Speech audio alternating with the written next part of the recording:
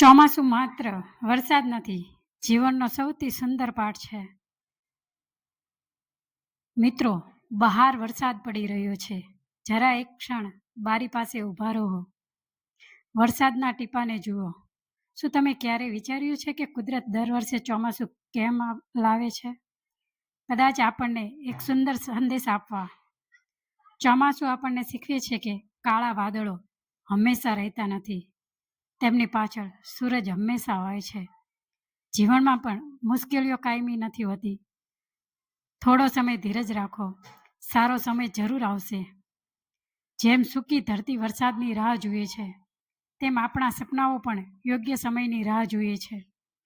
કેટલાક લોકો ઉતાવળમાં હાર માની લે છે, પરંતુ જે લોકો ધીરજ રાખે છે, તેમના જીવનમાં પણ એક દિવસ સફળતાનો વરસાદ જરૂર વરસે છે.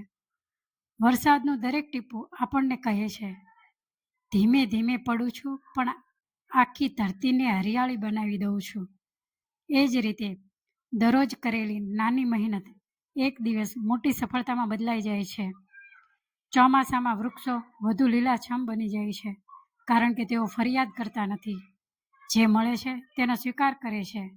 જો આપણે પણ દરેક પરિસ્થિતિને સ્વીકારીને આગળ વધીએ, તો જીવન વધુ સુંદર બની શકે. મિત્રો, વરસાદમાં બાળકોને જુઓ. તેઓ ભીંજાવાથી ડરતા નથી, કારણ કે તેઓ ક્ષણને જીવે છે.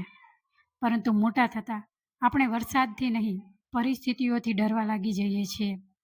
યાદ રાખજો, જે વ્યક્તિ વરસાદમાં ચાલતા શીખી જાય છે, તે જીવનમાં તોફાનોને પણ હસીને પાર કરી જાય છે.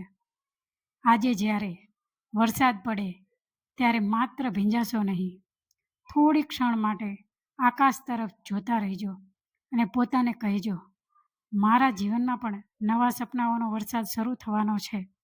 કારણ કે દરેક ચોમાસું એક નવી શરૂઆત લઈને આવે છે, અને દરેક નવી શરૂઆત એક નવી સફળતાની કહાની લખે છે.